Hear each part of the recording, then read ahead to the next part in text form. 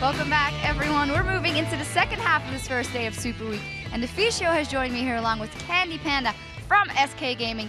Candy Panda, on a hot streak, but going into a team that's placed last, still it didn't go ideal for you guys, and you told me that you weren't happy with your game. Why is that? Well, our game as a team was probably fine, but for me personally, it was really bad. This week in scrims, especially in training, I don't know, I just lost my form. I guess it's like, maybe not normal, but there will always be like those weeks where you just don't perform, and I did it this week, and yeah, I'm really sad. I died twice in lane, was not good. Well, sticking to the lane thing, you had issues against Kraton and Jerry, gave up a few kills. What is it with the lane phase? Is it because Tristana is very strong in the lane, or is it just you not playing properly? Right, I think it's not the lane. I don't think it's the Tristana and Trash. I think I just lost the flow of the game, you could say it like that. I have to refine it again. I don't think it's a Tristana, even though they had the potential to snowball the lane. Because if you get caught once and you have to use a flash, the next hook will be even more deadly. So. Yeah, but your lane partner luckily didn't lose the flow of the game, because in Rated he stacked up all the kills. Is there somewhere inside you that you're like, please stop taking all these kills? How am I ever going to get in this game? Does that go through your head? Oh no, I don't mind. I think with some patches ago they improved the assist goal, so that's okay. Well, looking at the game then itself, it was a very long game. You guys played it very careful. Looking at least from our point of view, you never really got into a big fight where you went in your favor, and you just waited for them to move around, and then you went to the turrets. Take me through how the whole late game tactic for you guys. Yeah. So first of all, since I died twice in lane, I didn't have the pressure I normally do on bot lane. Normally we can always push up and keep diving them with Panther and Annie. But this game we didn't have it, so it's harder. It also was harder because they had Ziggs. Whenever we try to rotate, he could just ult. So normally what you do with Ziggs, you go 1-3-1, like you go one top lane, 3 mid lane, and 1 bottom lane. Split push him, because he can't clear all the lanes at once. But since Shyvana late game outscaled the Renekton, we couldn't do that really. And also, if I would go bottom or Lulu would go bottom, the Eve had an easy gank on the one who's alone bottom. So we had to be creative. We had to like out-rotate them as 5. When Ziggs wasn't around, we could go bottom on top, get the tower. And then we tried really hard to bait at Nashor, because that was like the only option we had left. Did you at any point then in the game kind of feel that time is running out because of this late game combo from Millennium, where you're scared that you just start losing the team fight? So how was that going on? Right, so the more the game goes on, like I pressed tab and I looked at Sana's items, and every time I pressed it, I was like, oh my god, she has Last Whisper now. She has Infinity Edge now. We should like get going, you know. Also because Ziggs scales really well into the late game too, and Shyvana as well. So I was like, we better close it out soon. But I didn't panic. I just kept it in my mind, but it was still okay. With your Vayne banned out and them going for the Tristana, how does Jinx match up as a late game AD carry? And if you could have chosen again at the end of the game, would you maybe have gone for another AD carry? I might have went for Sivir if I could have chosen, but that's easy to say because after the game it's always easy. But in the game itself, it was like Jinx was good because at first I wanted to pick Lucian. I hovered over him for like 30 seconds, but then I realized that we had Lulu and they had no threat for me. They had like Tristana and Ziggs who won't attack me, and Eve and Shyvana can kill me if Lulu ults me or protects me. So I went for Jinx. Even though it's riskier, it does more damage in the late game. And we didn't even talk about this whole pick and ban phase, which we normally start out talking about. It seemed to me you got pretty much every single pick you guys won, like the favorite champion for everyone all the way down. Do you feel the same way, or do you actually feel Millennium maybe had a just as good comp, or maybe even a better comp? I think Millennium picked a bit weird. I think the Eve second pick is reasonable, but the Ziggs first pick confused me a bit. He got nerfed and, well, it's like not so effective anymore, I would say. So we got picks we are comfortable with, yeah. I mean, we had some stuff to fall back on, but these were good picks for us, where we can like create a good comp out of. So finally, about that game, you said you weren't happy with your performance at all, but Super Week has just begun, so you're going to have to reboot from that one. How do you plan on doing that? Is it something that we can mediate from day 1 to day 2? You can do certainly some stuff. First of all, I will probably just spam the whole night solo queue, just play like 20 games. Well, not 20 literally, but a lot of games. And then I also think it's like a mental thing, where I'm like a bit scared. I don't want to let my team like alone 4v5 because they're all playing really great and I'm like the only one underperforming. So yeah, I think it's a mental thing too. So I will look into that. Don't play 20 games. You won't be here on time tomorrow in that case. But, congratulations once again. And at the top of the show, guys, we asked you to sound off on Twitter and tell us which European team do you think will benefit the most this Super Week and why? And here are a few of your answers. The first one is from Atelier2. I think Fnatic can benefit the most from Super Week. They have a favorable schedule that they can build momentum with. And even though they lost, they didn't play bad at all. Not at all. I mean, Copenhagen Wolves, great team at the moment. Losing to them is not a bad thing. And Fnatic actually looked very strong. So I think going into the next game for them, keep the confidence up, get a win, and they can actually really use this Super Week to show how good they are as a team. Sure thing. The second one is from Abhes2. SK needs to keep their role going. A good Super Week takes the pressure off for the rest of the season, and they can prepare for playoffs. Are you thinking that much ahead already? No, we just go by game to game. And especially since I'm actually scared of the Super Week because I'm like, okay, if I don't perform this game, then the other 3 games might be just as bad. And the team gets better and better. Like we play Fnatic, Gambit, and Rocket. It's like, you know, I perform like the worst in this week, and then this week we have 4 games, so that might be bad. So I have to look into that. Yeah. Not scary teams at all. Oh. I was going to say, though, you're actually doing a good job, so you could be a little bit easier on yourself. Yeah. The last one is from @LCrisp or LCrisps. Alliance will benefit from Super Week. It gives them a chance to string together a few wins and get some consistency. Should I answer that? Yeah. I think Alliance is a bit two-edged sword. I think from what we see from them is mostly the Sivir Wukong combo that really works for them. But I hope they have like something else prepared because if they play 4 games with the same comp, it's not going to work. Like latest after the second game, people will realize that that's what they're going to play. So if people learn that out and they have to play like 2 more games for something they didn't train, then it could be bad. But if they have something else in store, I think they can really do good this week, yeah.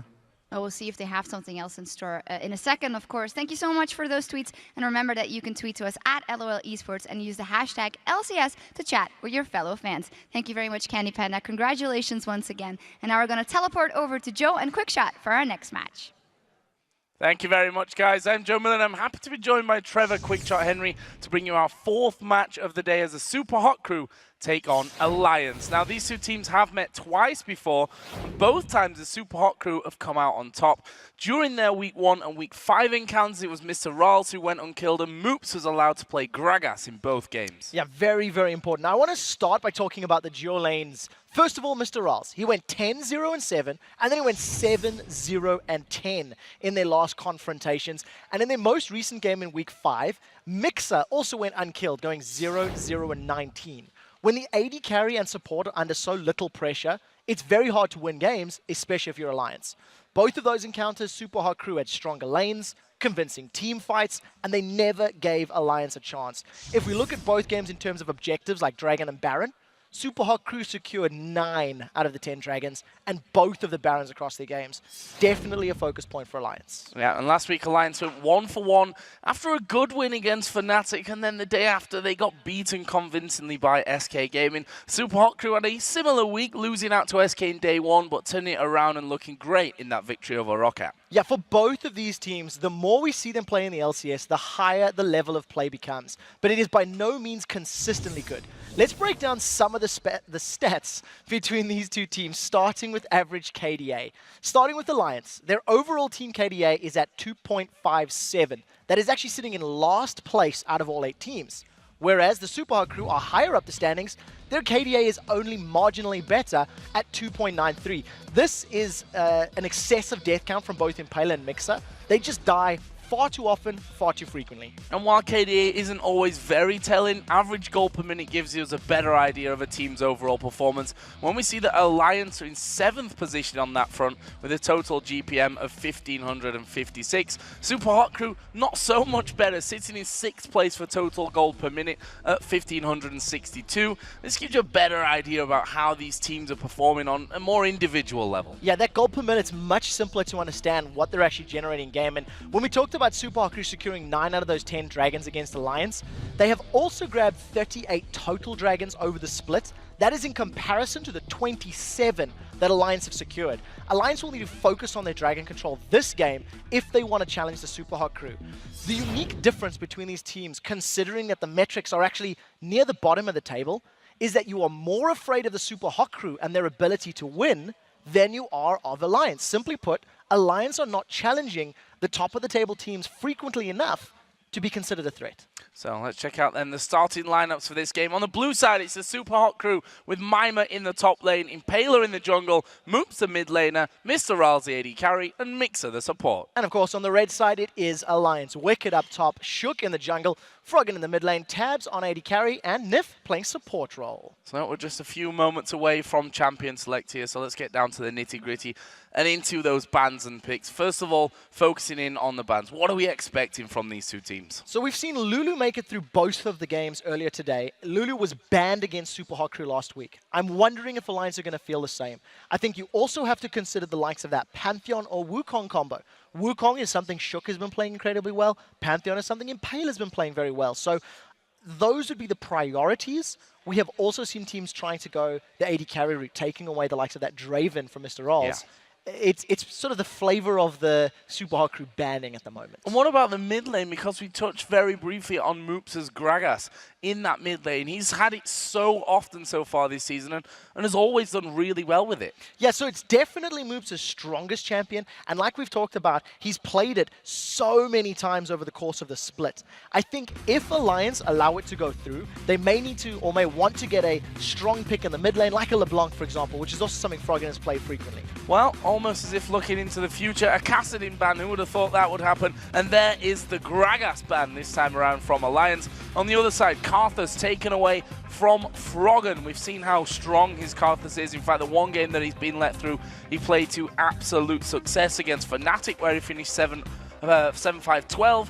And there is also a Lucian ban against Mr. Ral's. We already pointed him out as one of the key players in the Super Hot crew team. And he definitely is. You know, Mr. Ral's and Mixer are, in my mind, the most aggressive duo lane. They pick fights often. The game they lost last week against SK was arguably because Mr. Ral's and Mixer weren't on the same page. They went aggressive at different times, and they weren't always engaging and disengaging when they needed to. The next day, they pulled it together, and they made it work. The Draven has not been banned down, it's been allowed through. If Super Hot Crew see an opportunity to run it, it is a definite consideration for them. Oh, we'll have to see. I mean, on the other side of things, Sivir has been the choice for Tabs lately. In fact, the last 4 games, he's in fact played that Sivir in the bot lane. So we'll see about that one and how that all works out. But it looks like they're going to concentrate on the top lane for that man on your screen, Mima, picking up Renekton first. Now, every time I think of Mima on Renekton, the game that comes to mind is when Super Hot Crew dismantled and destroyed Gambit. It was running Renekton plus Vi in the jungle. They had so many good invades, and the trio of Mima, Impala, and Moops really synergized and worked together. They counter-jungled effectively. They were always responding at the right time, and I think that is a very, very good pickup for them. Mima is a strong player, and he's not afraid to jump into team fights at any stage of the game. So that leaves Thresh here actually for Alliance. Funnily enough, they've played a decent amount of Thresh so far this season. Probably less than a lot of the other supports, but the key fact is that they've not won a single game where Nif has had his hands on Thresh. That's definitely locked in. Caitlyn, another champion which Tabs has really liked in the past. If we even look back to his last split, playing in there with the Lemon Dogs, he loved that Caitlyn. And Caitlyn Thresh as a pair is very strong. Yeah, as a duo lane, it's very difficult to find fault. They outrange many champions, they outpoke many champions, there is kill potential. It also makes life quite difficult for Super Hot Crew if they want to run somebody like a Draven. He's going to take a lot of poke from Caitlyn early on, and it just forces their hand to maybe think about some alternatives. You touched on the fact that Tabs has played a lot of Sivir recently, and that is in conjunction with the rest of the Alliance teams when they've had, you know, very movement-based compositions with Irelia up in that top lane, Karthus in the mid. They want to run around a lot. It's not going to work out this time. I do expect Shook to most likely trend towards that Wukong. It's been his most successful jungle champion. So they've left Pantheon open here, and that's been played so far in 5 games for the Super Hot Crew, of which they've won 4 of them. Their only loss, funnily enough, against the bottom place team Millennium with that Pantheon. So Impale are going to be happy on that front of things. Then they take the support in for this one. So we will see Mixer playing the Leona. This is a very aggressive combo from Super Hot Crew. They've already got very strong initiation. Something that I always harp on about every time I'm at the desk is, how does a team start a fight? How does a team get in and engage? And with Pantheon and Leona, it is very, very clear. Knowing that Thresh has been taken off the table or has been locked in, you're not afraid to go with that because there's no Morgana. There is no Black Shield that can come down from Alliance. So I think that's quite smart. Super Hot Crew leaving the potential of Draven for their AD carry, as we talked about, and we'll see what they're going to run in that mid lane. Ziggs is a possibility. Well, they also were hovering just a second ago over Zac, which is very interesting, considering it's been played once so far here for the Super Hot Crew. That was against SK Gaming, and Mima didn't have a great time with that one. They've already got Renekton in there, so I don't know really why I'm harping too much on about that Zac. But Ziggs, same letter at the start, is definitely a more likely choice for Moops. We talked about Gragas, and Ziggs is that fallback champion in that front. Yeah, it really is. It fits Moops' playstyle. He likes to farm up. He likes to have lots of long-range poke. There is a concern that if Moops gets caught up by Froggen early on, or Froggen gets a little bit ahead on LeBlanc, he can pop Ziggs down. We need to be, Moops needs to be very careful with his satchel charges. There is the outplay potential of jumping away from a LeBlanc, but he really has to be on point. And I wouldn't be surprised to see Impaler maybe giving some early attention to that lane just to try help stem the flow, help work in favor of Moops' Ziggs. So final pick in there was Jinx. Funnily enough, last time that these two teams played, Mr. Rolls did have Jinx, and he finished 7-0-10. Massive game that was for Mr. Rolls.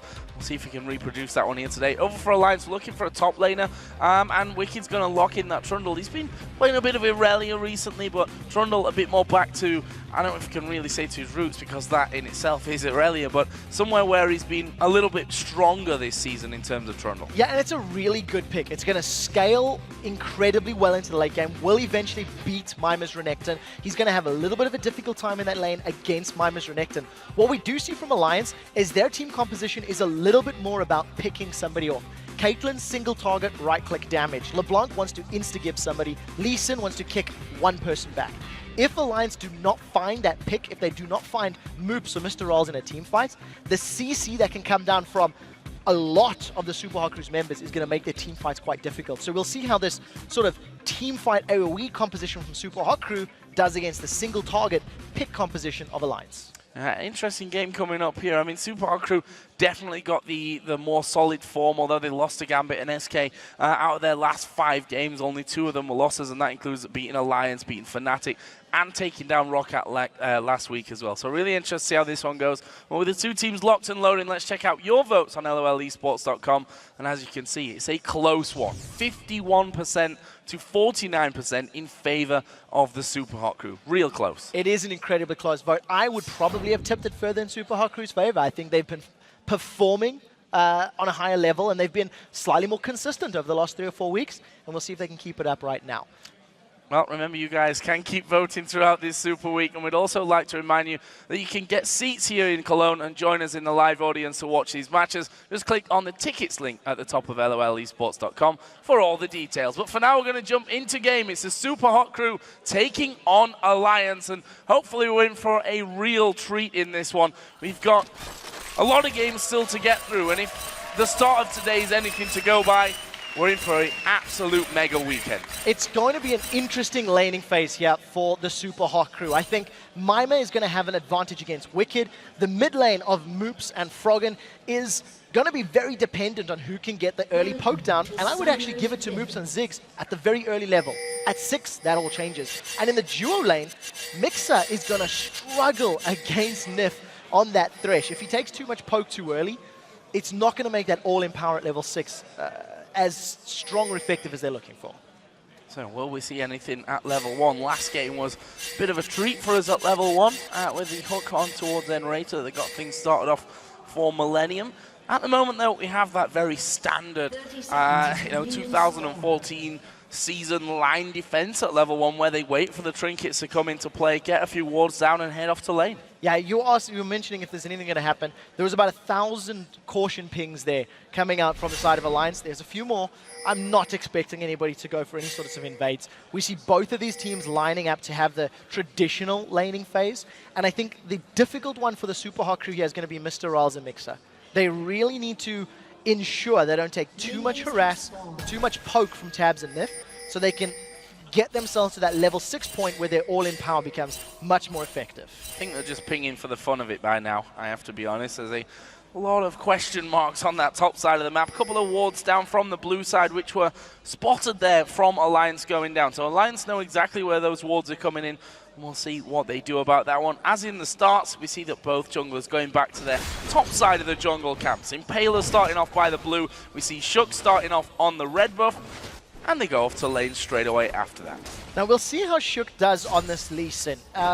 It's a champion we haven't seen it on for a number of weeks. He did play it very early on in the split, if memory serves correctly, and it's something that has great ability to outplay. We've seen Amazing do phenomenal on Lee Sin, but if I'm going to be very honest, Shook has not played at an exceptional level on champions like Elise or on champions like Lee Sin. He was struggling early on, so there's going to be a lot of pressure on him this game. Yeah, you were totally right with that one. It was actually against the Super Hot Crew last time we saw Lee Sin for them. That was paired with a Trundle on Wicked in the top lane as well, and in that one they just didn't really get rolling into things. Interesting to see how this bottom lane goes though. We know how aggressive Mixer and Mr. Ralls can be, but Alliance have hit level 2 first. Now we talked about Mr. Ralls going into this matchup. He has not died against Alliance. 17 kills and 17 assists over their 2 previous games, and he's on a champion that he has already used to great success against Alliance. There's no escape on this Jinx. If Super Hot Crew fall a little bit behind and Froggen, Shook and Wicked are able to dive onto Mr. Ralls, they've got 3 champions that can stick to him fairly effectively and chase him down. So there's very little room for error once we do start getting to the phases where those champions can get involved and start picking fights. To play devil's advocate though, when you're as aggressive as these two, you don't need an escape where you're going forward, that's for sure. We may just see that happening. In fact, no, we won't, because Impaler, as he did his golems there down on the bottom side of the jungle, decided to back off and go back up towards the top side of his jungle to do himself the Wraith Camp. Of course, he has those double buffs on. We'll see if he makes an appearance towards mid, where Froggen is already level 3, which makes you think that he's almost certainly got points in his escape right now. Yeah, so taking a look at Moops and Froggen, they're even on CS. Froggen is trying to position himself in front of that CS line to zone Moops away from XP, and also to try and get some additional poke down. In terms of the lane setup, it seems very even right now. Impaler has come in behind both Nif and Tabs. The question is, can they catch Tabs out? Impaler, they don't know he's there. Impaler snuck himself in here. Nif and Tabs have no idea. They're going to look for Zenith Blade. It doesn't connect. Zenith Blade misses, and actually Impaler's going to come out anyway. They might as well try and get some damage down here and force Alliance to back off. But the hook actually lands on towards Impaler. Don't think they've got the damage to really make this one count, but Alliance, as soon as that Zenith Blade misses, you have to feel that it was almost called off for the Super Hot Crew, and any damage that Impaler did was a bonus. Yeah, I think that's the case. Tabs is going to be able to sustain fairly well because he can play it safe, stand back, use his Dorans as well as his Runes and Masteries. Now they've jumped on Moops. And there is Froggen going in. Half of Moops' health being evaporated there with that little combo. And actually Shook playing this one quite aggressive right now. He's over in the Super Hot Crew jungle, just going to be taking away that big wolf, knowing that Impaler nowhere near that one after his little visit down towards bottom. That's very smart play from Shook, realizing that Impaler is far away. He was not going to be able to really challenge for, you know, those jungle camps, and he makes it work for himself, getting a small lead. We'll see how he can continue to grow the CS advantage. It's approaching 10 right now, and if Shook can make his presence known in lane and actually get a gank going as well, that is a big advantage for him on this champion that really needs to get going in the early game, because once the game scales into 25, 30, 35 minutes, Lee Sin falls off in terms of damage and becomes a lot more utility-based. We can look there, we were just for a slight moment on that top lane, which we're not expecting any early kills to come down by, but we can see that Wicked actually picking up that double Doran's Blade along with the Doran Shield in there that he started off with. Is slightly behind in CS, but he'll catch that up now. Actually, that Mima has gone back home. He's going to be coming back into lane with a Giant's Bell. So that's a very interesting pickup here on Wicked. The only thing that I can go with is that he wants to try and mitigate the early game weakness that Trundle has against Renekton. By getting those Doran stats at a fairly cheap price, you're going to be able to challenge and fight Renekton in probably the level 6 to 11, where generally Trundle still loses. Now Moops has no mana. He does still have enough for a satchel charge, luckily, but he needs to be on point. One more bouncing bomb may actually push him low. We'll see if Shook can get in here. Froggen's going to be able to jump into him, and he's got 6. And he needs to hit the Q here, and actually they both miss, so that's pretty much game over on that gank right there. Moop's not going to chance anything further though. He hits the recall button, we'll go back home, fill up his mana bar, and we'll be coming back into lane in just a while. And of course, he just decides to stop that as I decide to talk about it. Good stuff from that. This top lane again, Mima Wicked, exchange of damage from both sides. Wicked is running teleport. We need to keep that in mind. Trundle with flash TP is not really going to be looking to get kills in a one-on-one scenario, but he's obviously going to become a split-pushing monster, and if we can see Wicked using his teleport effectively, it can play out. I think if you look over the course of the split, though, Wicked's teleports have not been necessarily the greatest until the late game, like super late game. We haven't seen Wicked teleporting to a bottom lane to help secure kills for his duo, for example. Now, Mima playing that aggression, he's actually gone very deep and is going to be fighting Wicked. Yeah, Wicked actually going to do a good chunk of damage onto him here. We can see that the pillar goes down. Lee Sin wasn't really in a position to get involved on that top lane. He's just waiting for his red buff to spawn for the second time in this game, but Impaler's coming. So Impaler is right around the corner, throws the ward down. Shook will have seen that being cast. Froggen's nowhere near. He does manage to grab it with the smite. The fight in the top lane is quite interesting. Mima opted not to use his ultimate, not to use his ignite, and he knows subjugates down. It's a fairly short cooldown, but there is that window of opportunity. Impaler's about to get his Grand Skyfall, and we'll see if Mima and Impaler can make something happen. Yeah, Impaler here at level 5.5, let's call it, as he donates that blue buff over towards his mid laner Moops. It's going to make him feel a little bit more comfortable. Does have that Chalice and an Amp Tome, so building his way nicely up towards that Athene's Unholy Grail. A nice item for him to have to keep up the harassment and also protect him a little bit from Froggen. So one thing I want to talk about in terms of this game so far, 8 minutes in, we've seen very little action. Mr. Rals and Mixer have done very well in this bottom lane. They're about to hit level 6. They're even on CS with Tabs and Nif, who outrange them at this level of the game. Tabs and Nif have been pushing Mr. Rals and Mixer so incredibly intensely, but they haven't been poking them. They haven't been landing auto attacks under the turret, thanks to the gank from Impaler. Impaler came in very early on. Yes, he didn't get a kill, but the psychological fear was then placed. The worry that he could be there meant that Tabs and Nif has played aggressive, but without trying to really stomp on Mr. Rals and Mixer. So you have to give them props. Doing so well against Caitlyn Thresh, which is very difficult.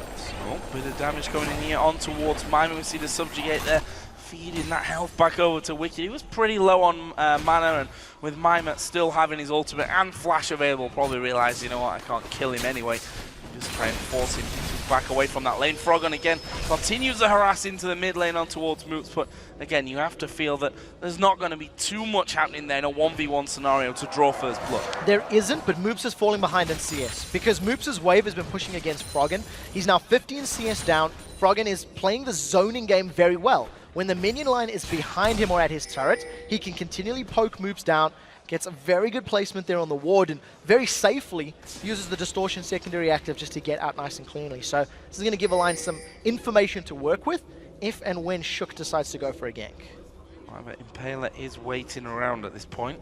There's that ward there just outside the Wraith, so they may just cross paths at this point with Impaler there, Shook there, and Froggen now moving around the corner.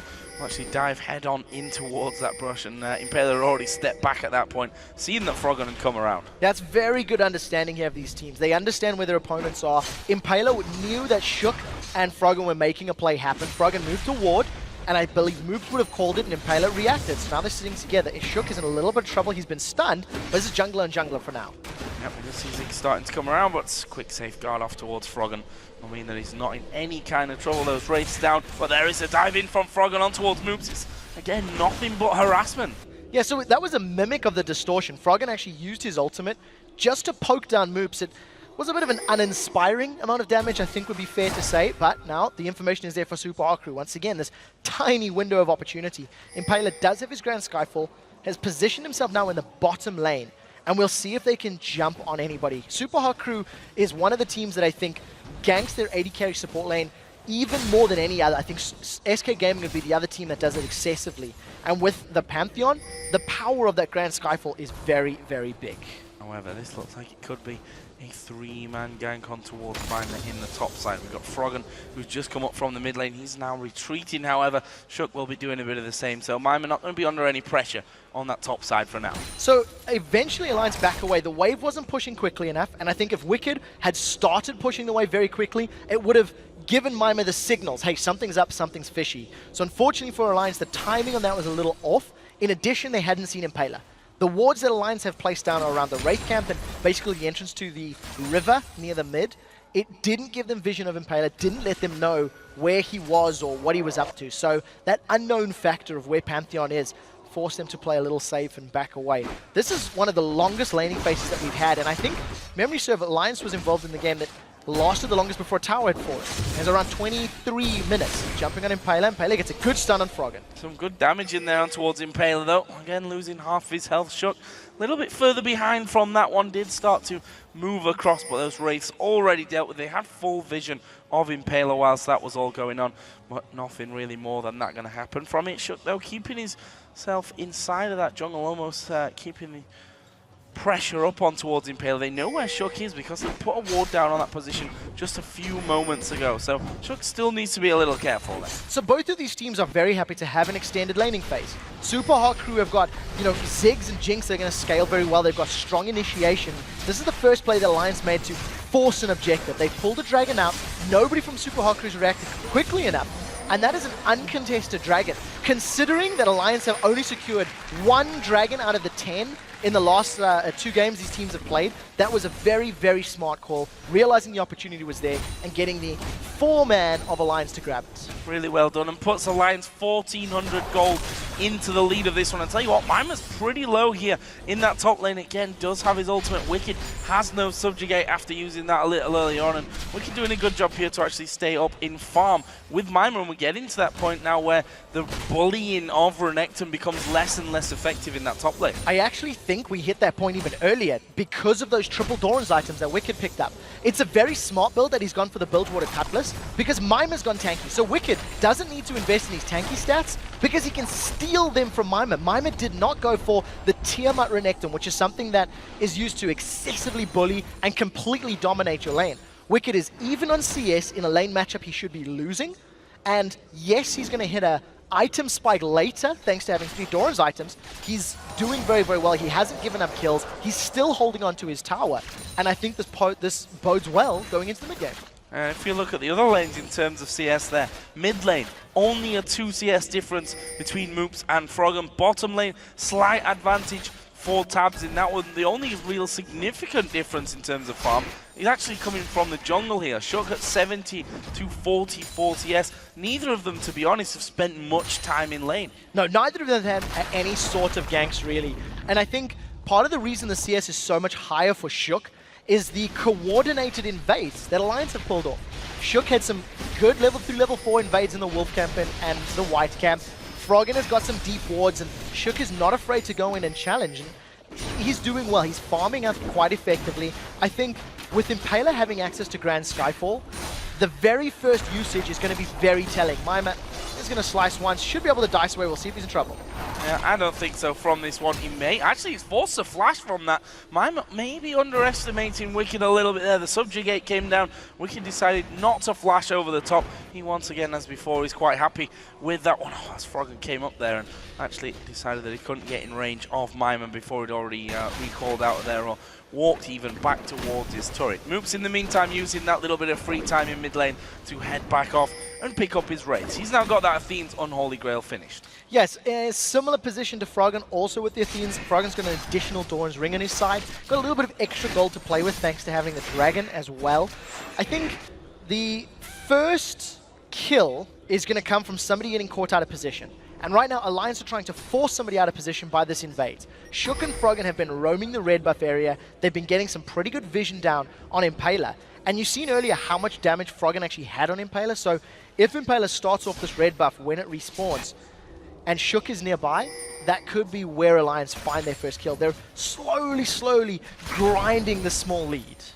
Now we see Wicked actually did go back to finish off his Blade of the Ruined King. Just came back into lane via the use of that teleport. Knows that he's not going to have to be called down for Dragon anytime soon. You see a quick chomp down there and a couple of auto attacks onto Mimer. Makes him feel a lot more comfortable. Mimer with that pickaxe in there on top of his Sunfire Cape has struggled in terms of damage. We saw that flash forced out from him, but honestly, Shook's really not even tried to capitalize on the fact that that flash has been down. I actually think that top lane was left the way it was because Super Hot Crew felt Renekton beats Trundle, and Wicked said, I'm going to go for a build that will allow me to deal with him. So Alliance haven't made any gank attempts. We still, once again, see Shook and Froggen trying to invade. They've got 3 sweeping lenses, actually in reply to the 3 sweeping lenses that Super Hot Crew have. But again, everybody's just looking. They're trying to feel one another out. This is the first game of Super Week for these two teams, and nobody wants to start with a loss. Nobody wants to go into it when they're both sitting lower down the table. They're looking for that confidence boost and playing it slowly and passively to wait for an opportunity to present itself. We're going to see a two-man collapse here towards Mima. He's already had a few troubles with Wicked. They do both have ultimates available, and as Froggen sees the ward come down, he will actually just head straight back into his mid lane, and actually has fallen slightly behind in CS now because of those couple of times where he's headed up towards that top lane, and also for the fact that Moops is just getting more powerful now as well. Yeah, Moops is obviously going to be able to clear waves a little bit more efficiently than LeBlanc can. There is some splash damage from Froggen's distortion, but it's not the ideal farming method. And we talked about how Shook hasn't really ganked Mima with no flash. Froggen was roaming. Froggen has tried once earlier, but the wave wasn't pushing in his favor. And now knowing that that flash is still going to be down for another minute or two is why he was trying to make something happen. But once again, as it stands, both of these teams are super happy to farm, super happy to get items before they force a fight. Maybe the next dragon could be the point where somebody has to go in. Feels like one of those games where you see nothing for quite a while, then all of a sudden it just goes absolutely crazy. That could be that moment coming in right now. We see Mima, he's pushed on towards his turret, too many coming in. Dominus is available for Mima. He needs to play this perfectly. They're going to go for him anyway, and there is the kick straight back, and that will be first blood.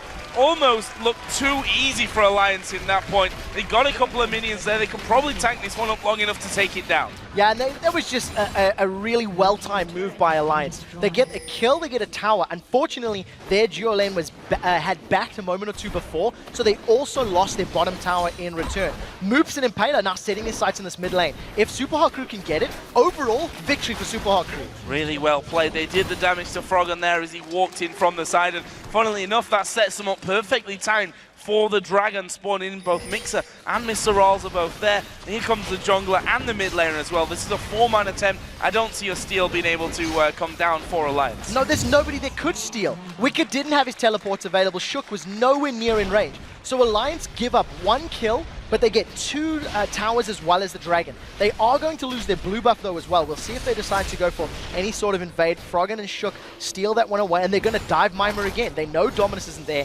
Flash isn't available from yet, and we'll see what their focus is going to be. Froggen starts to move in from this one, and just a bit of damage before he has to back away. They didn't really have... it was Wicked who actually started tanking up the turret there, so they didn't want to have too much damage coming in from that one. Backed away. That leaves the Super Hot Crew ahead in turrets. Behind still, though, in gold, albeit by a pretty slim margin, just 200 or 300 now. So what this does open up for the Super Hot Crew with both the middle and bottom towers being down. Look at the vision that Super Hot Crew has to play within the river and in and around that blue buff area. I think Super Hot Crew with the Grand Skyfall and the map-wide ultimates of Ziggs and Jinx, they have the potential to either steal buffs or to challenge for them. We've not seen a Grand Skyfall yet from Impaler. It's 20 minutes in. This is very uncharacteristic. Impaler likes to use his ultimate. He likes to pick fights, and he just hasn't done it yet because maybe the team is playing a little safe and they haven't seen an opportunity they like. Some other items coming in.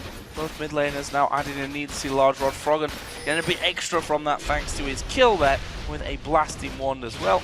AD carries also in a bit of a similar scenario. Bloodthirster for both. See the workings of that static shiv for Tabs on Caitlyn. The Phantom Dancer already done for Mr. Rawls. Mr. Rawls, knowing it's a super extended laning phase, has foregone his boots. There hasn't been much pressure. Tabs and Nif have been pushing the lane, so Mixer and him have just been sitting under their tower. Nobody's roamed for them yet, even though Shook and Froggen looked for it once or twice. But I think it's a little bit of a greedy build, and it has worked out for Mr. Rawls because no team has really forced anything to happen. No team has been out of position or been roaming or forcing their team to roam. That will change very quickly though, as you can see now. 3 towers are down across the map, and Super Hot Crew have to play a little more defensively. They can't give up any more footing or ground on their side. And you know it's a very farm-focused game when if you look down the scoreboard and the 3 people that should have the farm by now have it all as well. All over 200, almost all over 200. Only Renekton a little bit behind here as we hit 21 minutes into the game. Impaler's going to be in a little bit of trouble if he gets caught by Froggen. That Mimic Distortion, or the Mimic Distortion, the ultimate W, chunked off 30% of Impaler's hit points. He's got no MR built up yet. Wicked does have teleports available, so if somebody were to get caught out here by Shook or by Nif, we could see the TP coming in. Wicked continues to split push. He's got that Blade of the Ruined King. This could be the first fight. Look for a solo flare from Mixer. And there's the Lantern taken away. Brings Shook into safety off Nif, who was a bit further up the lane. And you can see that, as you mentioned, Wicked continues to split push, has taken down a second turret here for Alliance, evens up on the turret front. But more importantly, even that's an inner turret there that Wicked's been allowed freely to take out. Yeah, I don't think Alliance will do anything different. Mima is in trouble. He's going to get caught by Froggen. Oh, Froggen coming over the side. Wicked, where's the pillar? Are they going to be able to lock him up? The slow is down. I don't see Mima escaping this one. He puts his ultimate in, but Froggen picks up the kill in the end, and that will give him such a nice boost to work with. He's now sat at 2-0-0. Yeah, very, very good play. Even with the chains actually catching a minion, there was enough damage there from Froggen and Wicked to secure the kill. So unfortunately, Mima is now 0-2. Alliance definitely showing they want to keep Renekton down. Alliance also going to grab a touch. Shook's been caught. Oh, they're going all in on towards Shook here. Mixer going to be focused by Froggen, but the damage is already there. Moops will finally pick up the first kill of the game here for the Super Hot crew, and much needed for them as well, just to get Moops rolling a little bit, if nothing else, just to keep up with where Froggen is. Yeah, and hashtag worth for that one. Alliance give up 1 kill, but they get the inner turret. So now all outer turrets are down. 2 outer turrets are down for Alliance against Super Hot crew. This is going to allow them to invade and get even safer, deeper vision, which they've been doing all game long. Froggen and Shook have been tag teaming who invades the Super Hot crew jungle, and it's starting to pay dividends. It's starting to work out for them. The only concern that Alliance has right now is they need to focus down Mr. Rawls in a team fight. Mima is pretty tanky. If they use all of their burst on him and Mr. Rawls is left unchecked, he's got a lot of damage that he can work with and possibly secure kills with once these fights break out. So you can see Wicked having to go at Mima up on the top side, and he's got that Randuin's down with a pillar coming in. Mima's actually got no flash here. Wicked has just received pings from the rest of his team that the entire Super Hot crew side were coming up the river, so he decided to back off it. But nonetheless, that's a scary thought for Mima, who's now, well, he's having trouble, to put it bluntly. 0-2-0. He's fallen behind in the farm, and he's just not able to deal with Wicked in that top lane. The other thing to remember is that was a first pick Renekton. Super Hot crew put all their chips on their first pick in Mima's Renekton, and it hasn't done a thing yet. I mean, that's a fact. He went even in lane against a Trundle, which you should never do. He was fighting, and I think, truthfully, Mima should have played a little more defensively when Wicked was winning those fights. You know, Wicked was not afraid to use Subjugate, was not afraid to go all in with his abilities, and it was forcing Mima backwards the entire time. In addition to that, Impale has been a non-factor. We have not seen a single Grand Skyfall. We are 24 minutes into the game, and he has not used that ultimate once. There's been no map presence, there's been no ganks, there's been no presence from him, unfortunately, and it's not really helping Super Hot crew, who are generally super aggressive in the early game.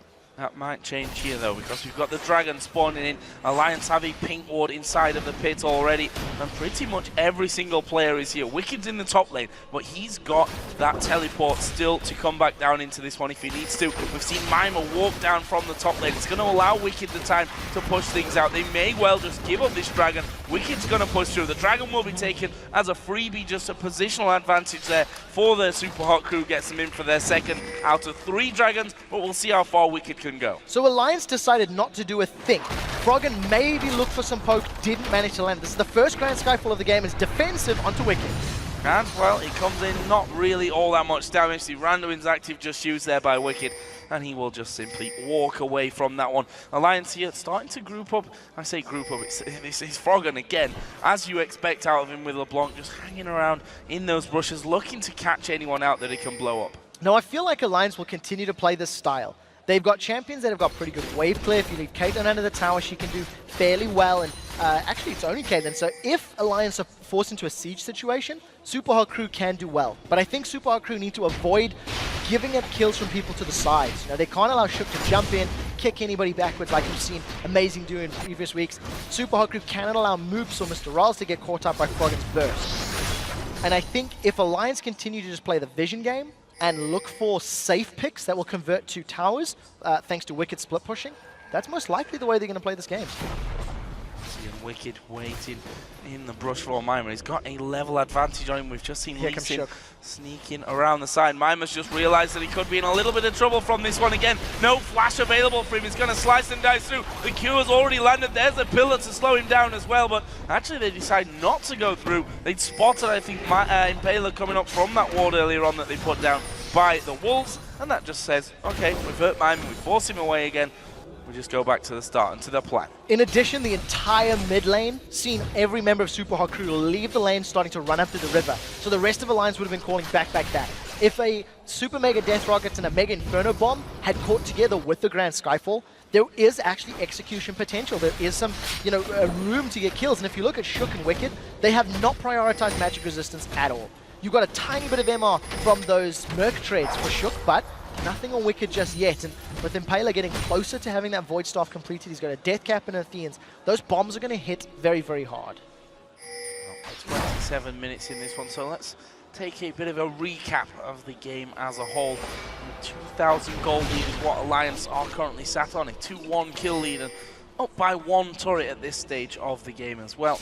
Obviously those Dragons, strangely, funnily enough, considering that this game has been so relaxed in terms of gank and real pressure around the map as a whole, the Dragons have been strangely free to take. They've been gifted to either team, I think is a good way to talk about it. And part of the reason for that, Alliance got the first one, Super Hot Crew couldn't challenge. Super Hot Crew got the next one, and Alliance are a little bit of afraid of the 5v5. They don't want to get grouped. They don't want to get caught by Leona. They don't want Pantheon Grand Skyfall. They don't want the splash. They've caught Mixer. They're going in. Froggen coming in from the side. The hook landing on towards Mixer, and Mixer's going to go down before he can do much. They do get a kill back on towards Slash, but Rawls is dead. This is bad news for the Super Hot Crew, and now they're going to chase down Move. Can they? Oh, he goes through Mima. Not sure how he didn't block that one, but now he's going to be chased down by the rest of the team. That's 4 men dead for the Super Hot Crew, and honestly, Alliance lost 1 man. Froggen took a little bit of a beating, but they're going to just back off straight to Baron. Super Hot Crew were sitting in the mid lane. 4 members there. Mima was nowhere near.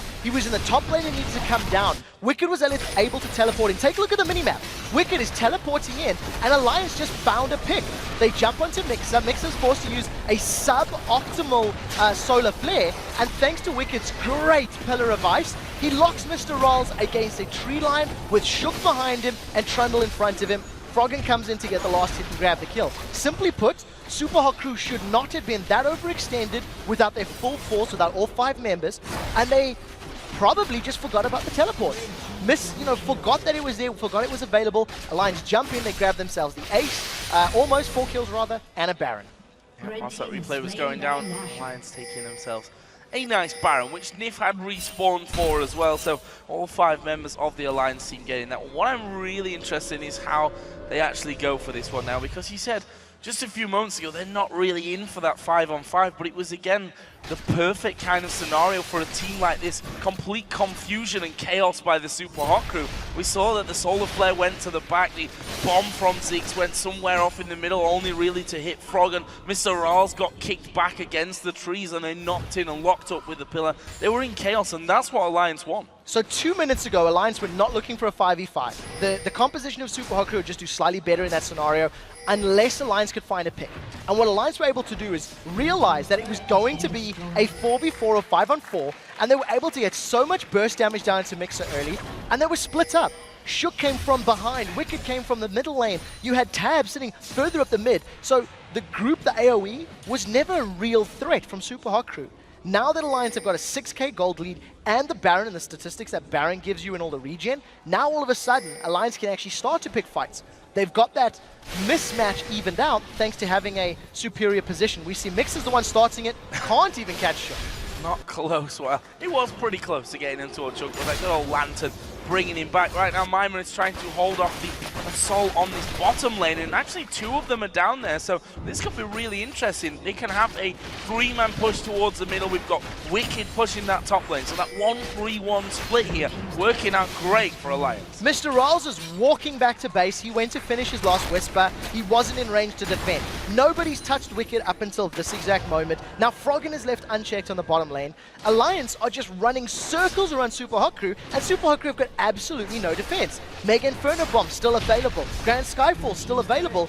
Alliance have just secured themselves 2 turrets at zero cost. There was zero threat there. There was nothing that Alliance had to do to get those other than just walk up to them. I think one thing as well that's really hard for the Super Hot crew to say is, okay, we're going to pile into this person or to this area, but if you look at the champions that Alliance have got, they've got so much mobility there. Lee Sin able to safeguard out, Froggen can dive out, a net will get tabs to safety. If not, a lantern from NIF just outside will bring them to safety. It's hard for them to really coordinate everything there, and that's frankly what we've seen, a lack of coordination so far from the Super Hot crew. No real opportunities being presented to them by Alliance, who are playing a very fluid game, and a game where they're just simply all across the map waiting, setting up those traps, that 1-3-1 split that we just saw a moment ago working out perfectly for them. I'm not sure what the Super Hot crew are going to be able to do to stop this by now. There's very little that the Super Hot crew can do. They're 10k gold down now, 9k rather. Alliance are playing their composition perfectly. They've left Wicked completely alone in that top lane. He's been pushing the entire time, just trying to pull members of Super Hot crew towards him. And the moment somebody does, the rest of Alliance respond. They get invade, they get deep wards, they go for towers. Mr. Rolls is hands off. I mean, even he's trying to figure out, what do we do? They don't want to fight a team with Baron. If you look at the Alliance trinkets, you've got the Scrying Orb there on Wicked, so he's even going to be able to check out the jungle camps where he doesn't have vision to prevent being ganked. You've got 4 sweeping lenses for Alliance. They're in complete control of this game, and barring a monumental mistake, they've basically got the ability to find a pick and then go for a tower. That's what Alliance needs to do. This is going to be the hardest part, though, because Super Hot crew could just sit in their base, and it's much more difficult to find a pick when you're sitting behind a turret and behind the walls. Super Hot crew here set up Ziggs down the bottom lane, one of the strongest wave clearers that we have really in game for this, exactly for this kind of scenario. Is he nicely built, but for anything more than that at this point, for actually pushing out of the base and securing any kills, they're going to need a lot more coordination. I think a lot's going to rely on to Mixer landing everything to get something started, and even then I'm not sure that they've got the power compared to Alliance here at 10,000 gold behind. In order for Super Hot crew to even stand a chance or to repel this 1-3-1 is to catch Alliance off guard. Now you need to see Mixer landing a good Solar Flare or a Flash Zenith Blade or something similar onto Tabs or Froggen.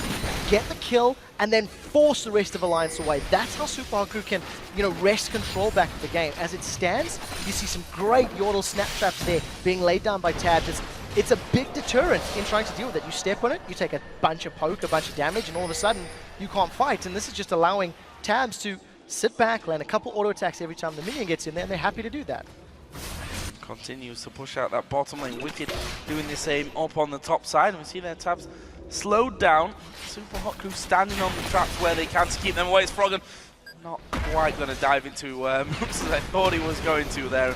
Moops had even got himself that satchel charge ready and waiting to dive away, but this one feeling like a matter of time before they go, and actually Mixer edging forward there. You saw that force Alliance to back away from things, but for how long? They're probably just going to wait for the next wave and push straight back in. It was too linear. It was so obvious. We were looking at going, well, okay, Mixer wants to go in, and all of that mobility from Alliance just came into play. You see NIF is hanging a little bit further back from the rest of the champions. Lantern is available. 90 caliber net immediately from Tabs. Alliance now, the Baron buff is worn off, but they have forced Super Hot crew to lose control in its entirety. They cannot push out their base. They've got no vision to work with, no items at all. And because the 1-3-1 split is working for Alliance, Froggen has grabbed himself a Lichbane. I mean, Lichbane is not a core item on LeBlanc. Yes, it'll add to your burst, but what it does allow Froggen is every now and again when he gets in range of a tower, get a Lichbane auto attack down, chunk that tower for a whole bunch of HP, and Alliance is just going to chip away. Just keep chipping away until something breaks. Might break a little bit sooner than expected here, because we have Baron coming up in 15 seconds time. The Super Hot crew have already started to mobilize their forces and push out towards the river, getting a few wards down as they go, and sweeping out to see what vision Alliance have got, which frankly is not a lot right now because they've not really been around that Baron area for a while. They've been pushing straight out. They're going to do it again. Look at Trundle, look at LeBlanc, off on the outer lanes, pushing straight down, forcing those minions in and forcing the Super Hot crew to say, okay, we have to back off from this one. Wicked himself goes down to the bottom lane. Makes sense because he's the one with teleport furthest away from Baron to come back. Exactly. Pull Super Hot Crew towards you. Now, not only does Wicked have all of this defensive statistics to play with, he's got himself Boots of Swiftness. He's also gone for the Captain upgrade. So that's 517 movement speed when he's sitting on his frozen domain. He is going to motor across the map. Even cheekily stands there and takes the bomb to say, come on, pop my Banshees, what are you going to do about it?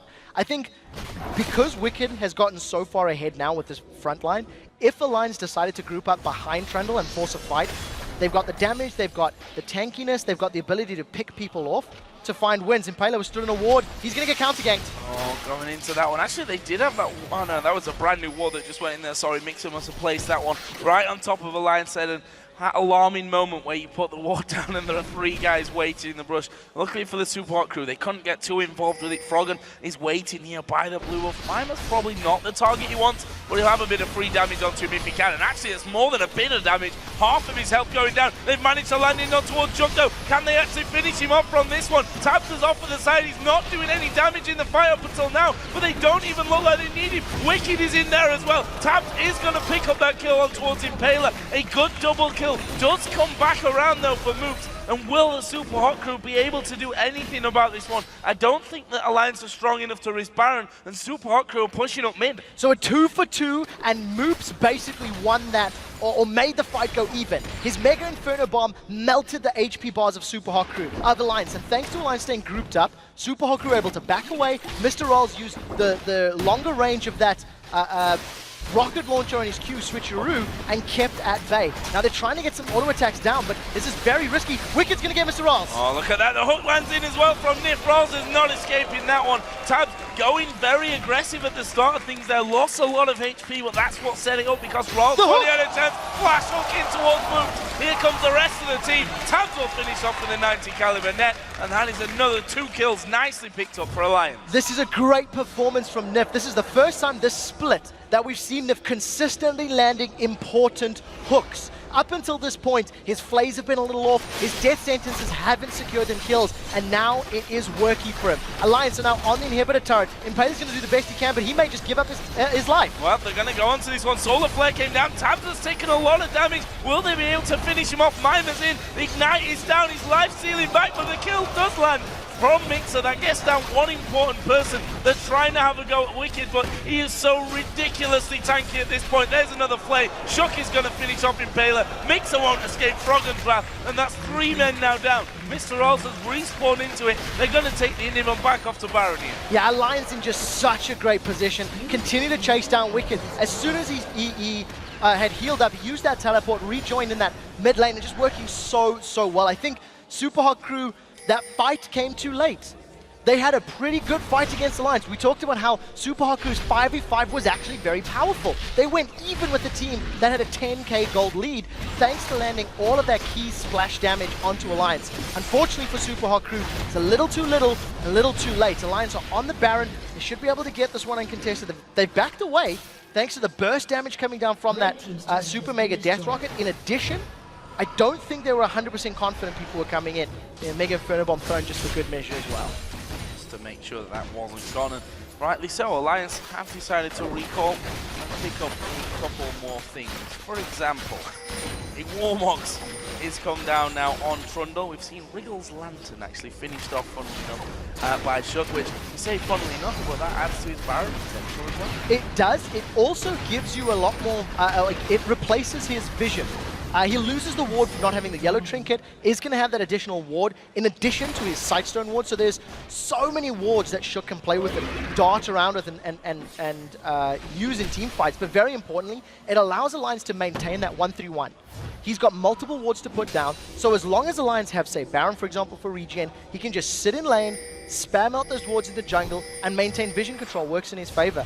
As it stands right now, Super Hot Crew still need to find and engage. They still need to find a time where they can get another 5-man Mega Inferno Bomb or, you know, pick somebody off from Alliance, but Alliance just aren't giving them the opportunity.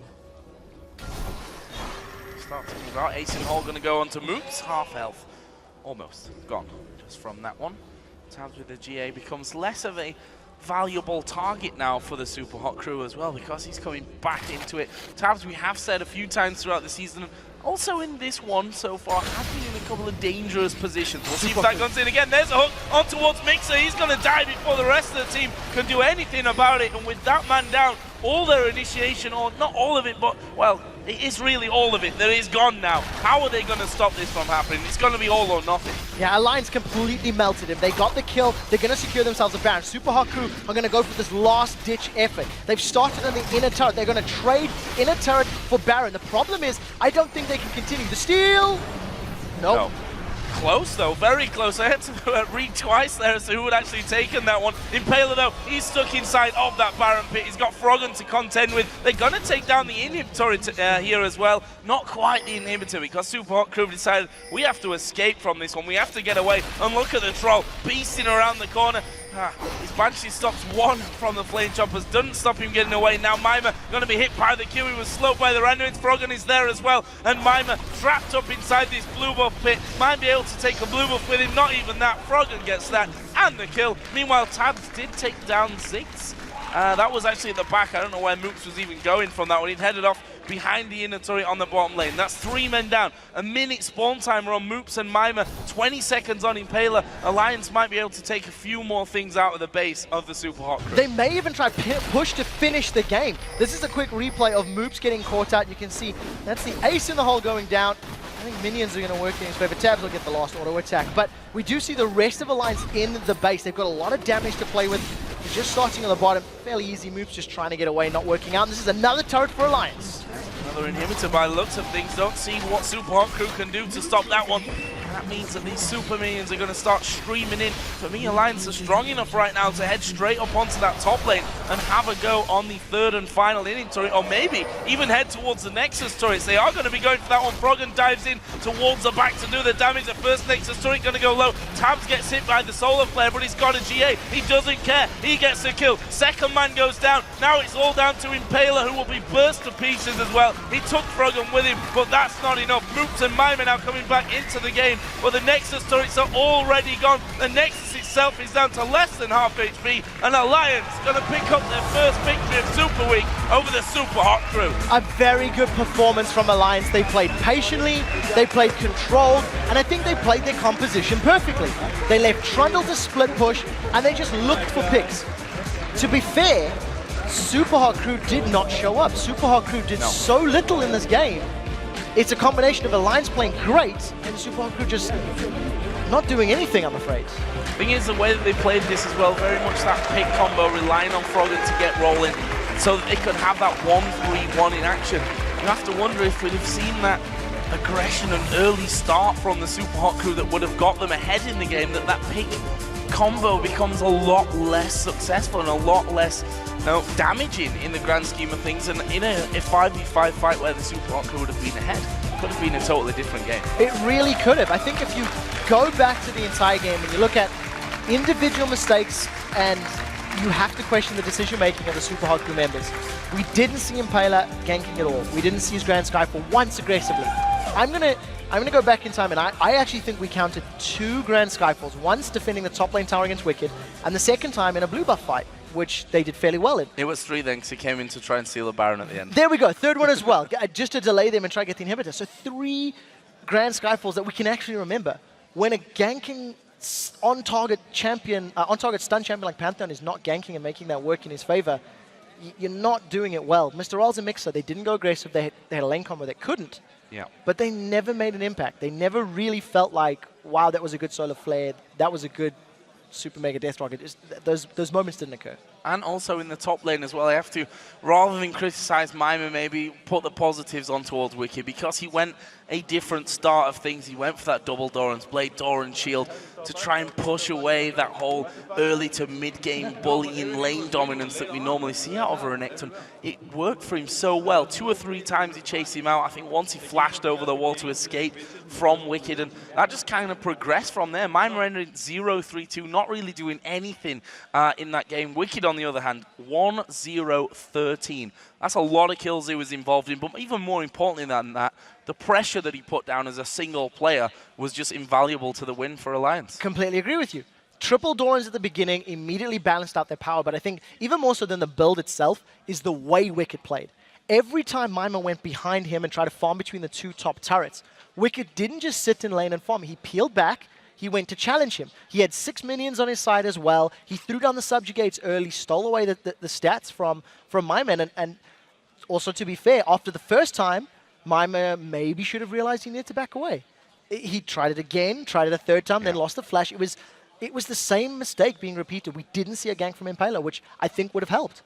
You see a triple Doran's Trundle. Yes, he's got some additional power, but give your Renekton a kill to balance it out. Give him the advantage again. And unfortunately, it didn't happen. And finally, I just want to talk to you about our probably #1 yo-yo team in the league right now. Win, loss, win, loss, win in their last 5 games for Alliance. What do they need to stabilize it? Because you can't do well in a system like we have here in the European LCS, going in that yo-yo style of win-loss. No, you definitely can't. And I think they're sitting low enough down the table to be worried about relegation. But for this point and for this Super Week, this is a very good start to Alliance. They didn't make poor decisions. They maybe didn't challenge when they could have at Dragons, but better to err on the side of caution. Don't pick a fight you're going to lose and give up more kills and more objectives. So I think they played well. They played the map efficiently. And if they're given these sort of, standard champions like the LeBlanc, like the Trundle, they can do well for the rest of the week. Well, guys, we're going to step off the rift for just a moment. When we return, though, Shox and Deficio will be speaking to Tabs from Alliance. Then we'll head right into Roccat versus Millennium as both teams play their second matches of the day. But before we go, let's hear from Overpower about how Rocket does their homework before every game. We prepare for everything before the match, like 1 hour a day, talk about the team, what can they play, what we should play and stuff. Almost everything that is connected with them, we talk about it.